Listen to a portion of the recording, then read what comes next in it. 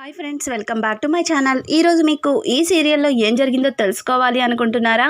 అయితే వెంటనే మనం సీరియల్లోకి వెళ్ళిపోదాం. ఇంకా సీతాకాంత్ రామలక్ష్మి ఎక్కడ ఒక్కటైపోతారేమో అన్న భయంతో శ్రీలత సీతాకాంత్ గది దగ్గరికి వెళ్ళి గట్టిగా తలుపులు కొడుతుంది. ఒక్కసారిగా సీతాకాంత్ రామలక్ష్మిని దూరం పెట్టి వెళ్ళి తలుపులు ఓపెన్ చేస్తాడు. ఇక శ్రీవల్లి అయితే, బావగారు ఎంత చెప్తున్నా వినట్లేదు బావగారు, మీకేం కాలేదని మీరన్నా చెప్పండి అని చెప్పి శ్రీవల్లి చెబుతూ ఉంటే, ఇక సీతాకాంత్, అమ్మా నాకేం కాలేదు కదా, ఎందుకు భయపడుతున్నావు, అసలు ఏమైంది అని అంటుంటే, నాన్న సీత, నాకు నాకు పదే పదే పీడకలలు వస్తున్నాయిరా, నాకెందుకో కీడు శంకిస్తోంది, నువ్వు కూడా నాతోనే ఉండాలి రా అని చెప్పి ఇక సీతాకాంత్ని దగ్గరుండి అక్కడి నుంచి తన గదిలోకి తీసుకుపోతుంది. అలా వెళ్తూ వెళ్తూ రామలక్ష్మి వైపు చూసి తన కళ్ళని ఎగరేసి, ఇప్పుడేం చేస్తావు, మీ ఇద్దరిని ఎలా విడదీశానో చూడు అన్నట్టుగా ఇక శ్రీలత రామలక్ష్మి వైపు చూసి వెటకారంగా నవ్వుతుంది. రామలక్ష్మి, ఓ ఇదంతా మీ ప్లానా, ఈరోజు తీసుకెళ్లారు, ప్రతిరోజు తీసుకెళ్ళలేరు కదా అని చెప్పి తన మనసులో అనుకుంటుంది. ఇక ఉదయాన్నే రామలక్ష్మి కాఫీ తీసుకుని వస్తుంటే రామలక్ష్మి రావడం గమనించి శ్రీలత అసలు వీళ్ళిద్దరూ ఏం మాట్లాడుకుంటారో విందామని చెప్పి తన మనసులో అనుకుని పడుకున్నట్టుగానే నటిస్తుంది. ఇంతలో రామలక్ష్మి సీతాకాంత్కి కాఫీ ఇచ్చి అలాగే శ్రీలతని నిద్రలేపుతుంటే, వద్దొద్దు నిద్రలేపకు అని చెప్పి ఇక సీతాకాంత్ అంటుంటాడు. అదేంటండి, అత్తయ్య గారు కూడా కాఫీ తాగుతారు కదా అని అంటూ ఉంటే, చూడు రామలక్ష్మి, అమ్మ పడుకుంది కదా, ఇప్పుడు వద్దులే, లేచాక తాగుతుంది, అయినా నువ్వు కూడా ఒక బిడ్డకి తల్లయ్యాక ఖచ్చితంగా బిడ్డల ప్రేమేంటో తెలుస్తుంది, అమ్మ నా కోసం ఎంతగా టెన్షన్ పడుతుందో అని అంటుంటే, ఏవండి మరి మీరు కూడా పిల్లలకి తండ్రి అయితే అప్పుడు ఇలాంటి ఏమీ మీకు ఉండవేమో అని అంటుంటే, అవును, పిల్లల ప్రేమని మించిన ప్రేమ ఏదీ ఉండదు అని చెప్పి ఇక సీతాకాంత్ మాట్లాడుతూ అక్కడి నుంచి రామలక్ష్మిని తీసుకుని వెళ్ళిపోతాడు.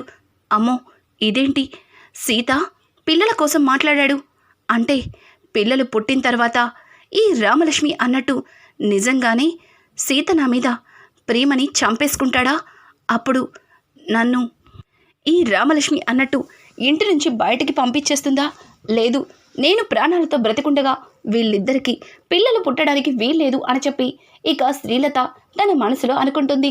ఇంతలో శ్రీలత ఒక ప్లాన్ చేసి ఒక కాషాయం రంగు చీర కట్టుకొని అచ్చం ఒక దేవుడి దీక్ష తీసుకున్నట్టుగా నుంచుని శ్రీవల్లితో, శ్రీవల్లి నేను చెప్పింది గుర్తుంది కదా, నేను ఏదైతే చెప్పానో అలానే చెయ్యాలి, ఇప్పుడు మన ప్లాన్ వర్కౌట్ అవ్వకపోతే తరువాత రామలక్ష్మి సీతని మన నుంచి చేజారిపోయేలా చేస్తుంది, తరువాత సీత మన మాట పూర్తిగా వినడం మానేస్తాడు అని చెప్పి ఇక శ్రీలత అయితే శ్రీవల్లితో మాట్లాడుతుంది. శ్రీవల్లి కూడా సీతాకాంత్ అలాగే రామలక్ష్మి ఎప్పుడెప్పుడు వస్తారని ఎదురు చూస్తుండగా వాళ్ళిద్దరూ రానే వస్తారు.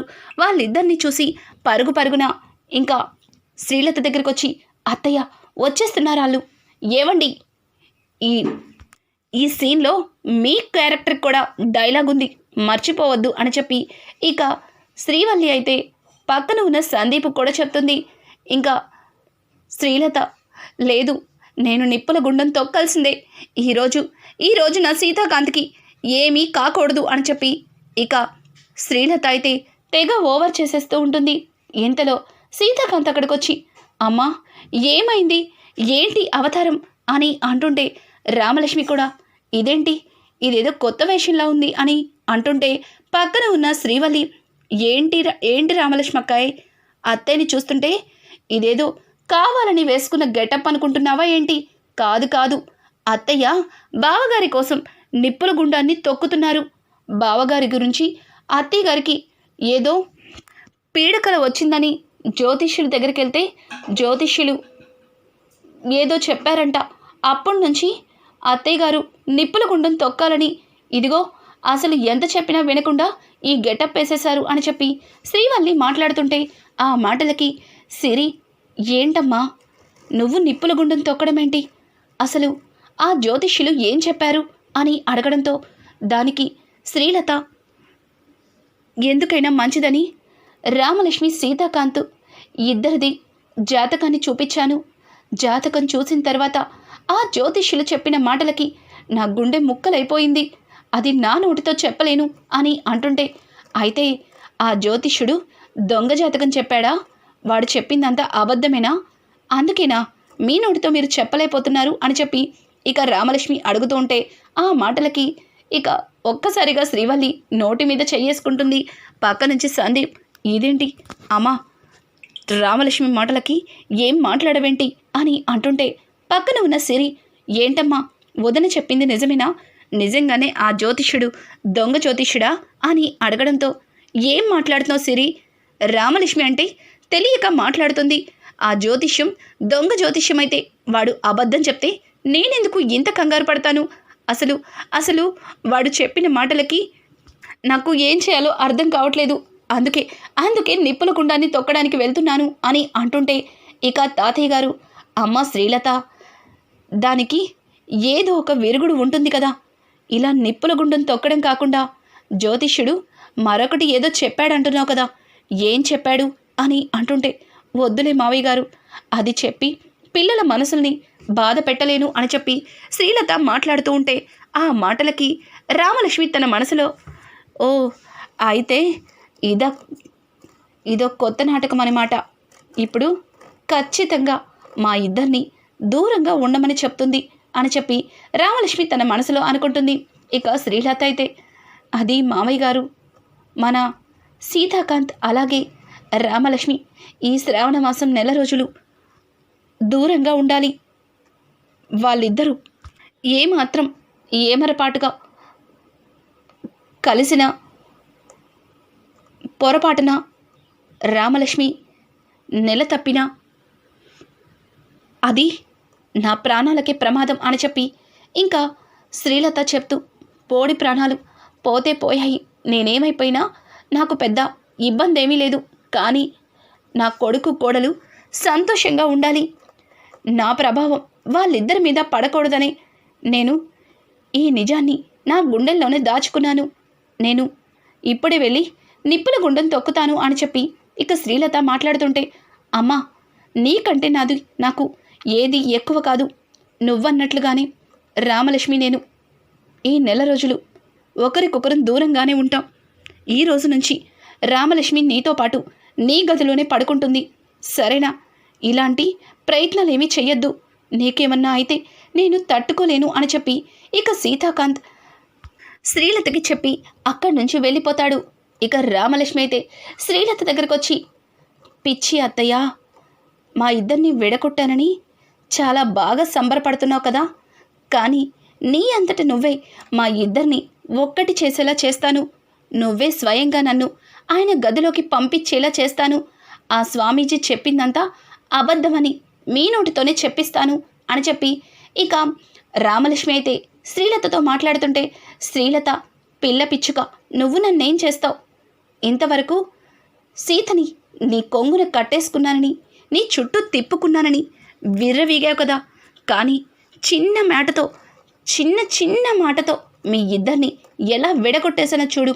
ఈ రోజు నుంచి నువ్వు నా గదిలో నా కాళ్ళు నొక్కుతూ, నా వేళ్ళు పట్టుకుంటూ నా కాళ్ళ దగ్గర పడి ఉండాలి, అర్థమవుతుందా అని చెప్పి శ్రీలత మాట్లాడుతుంటే, ఆ మాటలకి, అయ్యో ఏంటి శ్రీవల్లి, మీ అత్తయ్య మరీ ఇంత పిచ్చిది, అసలు ఎవరితో మాట్లాడుతుందో మర్చిపోయి మరీ మాట్లాడుతుంది చూడు అని చెప్పి ఇక రామలక్ష్మి తన చీర చెంగుని ఎగరేసుకుని మరి అక్కడి నుంచి వెళ్ళిపోతుంది. ఇక శ్రీవల్లి అయితే, అత్తయ్య, వాళ్ళిద్దరినీ విడగొట్టడానికి వేసిన ప్రయత్నం బాగానే ఉంది, కానీ రామలక్ష్మి అక్కయ్య మోహన్లో ఏమాత్రం భయం లేదు. బావగారు తను దూరం అవుతున్నామన్న బెంగ తన మోహంలో అస్సలు కనిపించట్లేదు. కొంపతీసి మన ప్లాన్ను బిడిసి కొడుతుందా అని చెప్పి ఇంకా శ్రీవల్లి మాట్లాడుతుంటే, శ్రీవల్లి మాటలకి శ్రీలత, పిచ్చిదానా, ఇంకా అప్పుడే అయిపోయిందని ఎలా అనుకుంటున్నావే? ఈ నెల రోజుల్లో సీతకి రామలక్ష్మి మీద ఎట్లాంటి కోపాన్ని తెప్పిస్తానంటే, తని ఇంట్లో ఉంటే నేను శాశ్వతంగా సీతకి దూరం అయిపోతాను అనేలాగా సీతాకాంత్ని నమ్మిస్తాను. సీతాకాంత్ చేత్తోనే రామలక్ష్మిని మెడ పట్టుకుని బయటికి గెంటేలా చేస్తాను అని చెప్పి ఇక శ్రీలత అయితే శ్రీవల్లితో అంటుంది.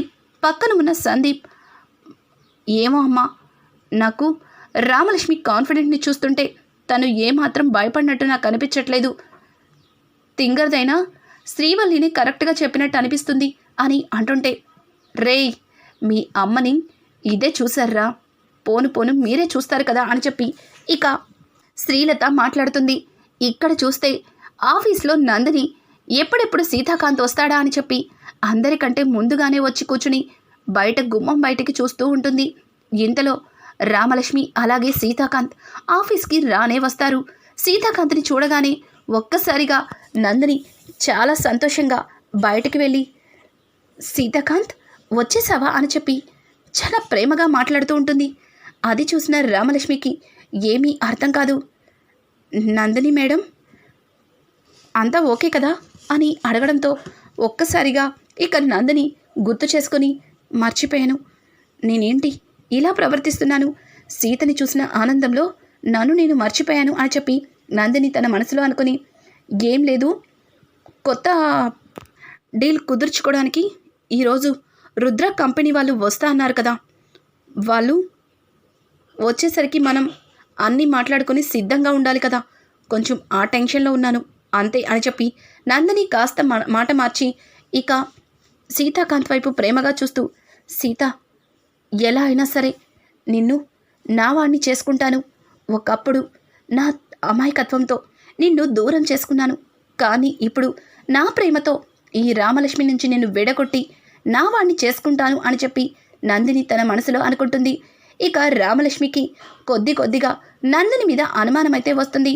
అలాగే మాణిక్యం కూడా నందిని ప్రవర్తన చూసి రామలక్ష్మి దగ్గరికి వెళ్ళి, అమ్మ రామ, ఆ నందిని చూస్తుంటే నాకు అస్సలు నచ్చట్లేదమ్మా, అది అల్లుడు గారితో చాలా ఓవర్ చేస్తుంది అని అంటుంటే, నాన్న నువ్వు అనవసరంగా నందిని మేడంని అపార్థం చేసుకుంటున్నావు, ఆవిడేమీ అలా కాదు, ఈరోజు కనుక ఆవిడ లేకపోతే మన కంపెనీ మన చేతిలో ఉండేది కాదు, అలాగే సీత సార్కి ఈ బిజినెస్ దూరం అయ్యేది, నువ్వు తప్పుగా అపార్థం చేసుకుంటున్నావు అని అంటుంటే, అది కాదమ్మా, ఒక్కసారి నువ్వు ఆలోచించు, ఆవిడ చేసే చేష్టలు ఆవిడ పనులు నాకెందుకో చాలా కోపాన్ని తెప్పిస్తున్నాయి, అది కూడా అల్లుడు గారి విషయంలో అని చెప్పి మాణిక్యమైతే నందిని గురించి ఇక రామలక్ష్మి దగ్గర పదే కంప్లైంట్ చేస్తూ ఉంటాడు. అలాగే రామలక్ష్మికి కూడా నందిని విషయం కాస్త ఇబ్బందిగా అనిపించినా సరే తనకి గతంలో సహాయం చేసిన కృతజ్ఞతలు ఉండడం వల్ల రామలక్ష్మి అది తన మనసులోనే పెట్టుకుంటుంది. అలాగే సీతాకాంత్ నందినితో పర్సనల్గా మాట్లాడాలి అనుకుంటాడు. ఎందుకంటే స్నేహంగా తనతో కలిసి దిగిన ఫోటోని వాళ్ళింట్లో ఫ్రేమ్ కట్టి మరీ పెట్టుకుంది అంటే నందిని మనసులో ఏదో దురుద్దేశమే ఉందని సీతాకాంత్ పదే నందిని గురించి ఆలోచిస్తూ ఉంటాడు. ఇంతలో రామలక్ష్మి, సార్ ఆఫీస్ టైం అయిపోయింది, మనం ఇక బయలుదేరాలి అని అనడంతో దానికి సీత, ఓ మర్చిపోయాను, నాకు కొంచెం వర్క్ ఉంది, నువ్వు ఇంటికి వెళ్ళు రామలక్ష్మి అని అంటుంటే, మహాప్రభు మీ వర్క్ కంప్లీట్ అయ్యి దగ్గర ½ an hour అయ్యింది, మీరు అనవసరంగా ఏదో ఆలోచిస్తున్నట్టున్నారు, మనం ఇంటికి వెళ్ళాలి, ఈరోజు సాయంత్రం మీ అమ్మగారేదో ఇంట్లో పూజ ఏర్పాటు చేశారు, మర్చిపోయినట్టున్నారు అని చెప్పి ఇక రామలక్ష్మి అయితే సీతాకాంత్ని బలవంతంగా తనతో కారులో తీసుకెళ్లడానికి ప్రయత్నిస్తుంది. ఇంతలో Nandini, Sita sir evening meeting ఉందని చెప్పాను కదా, మీరు వెళ్ళిపోతున్నారు అని అంటుంటే రామలక్ష్మి, సారీ నందిని మేడం, ఈరోజు మాకు ఇంట్లో పూజ ఉంది, మీటింగ్కి మీరే వెళ్ళండి అని చెప్పి రామలక్ష్మి సీతాకాంత్ని దగ్గరుండి మరి నందిని నుంచి దూరంగా తీసుకెళ్తుంది. నందిని, అసలు ఏంటి రామలక్ష్మి, తనని సీత ఏమన్నా ఇష్టపడి పెళ్లి చేసుకున్నాడా? లేదు కదా, కానీ ప్రతిదానికి నాకెందుకు అడ్డం వస్తుంది? రామలక్ష్మిని చూస్తుంటే నాకు కోపం వస్తుంది, కానీ తన మాటలు వింటుంటే తన మీద జాలి వేస్తుంది. సరేలే, ఈరోజు కాకపోతే రేపైనా సీతాకాంత్ నావాడవుతాడు అని చెప్పి ఇక నందిని అక్కడి నుంచి వెళ్ళిపోతుంది. ఇక సీతాకాంత్ అలాగే రామలక్ష్మి ఇద్దరు ఇంటికి వెళ్ళేసరికి కాషాయం బట్టలతో శ్రీలత దేవుడి ముందు కూర్చుని తెగ నటించేస్తూ ఉంటుంది.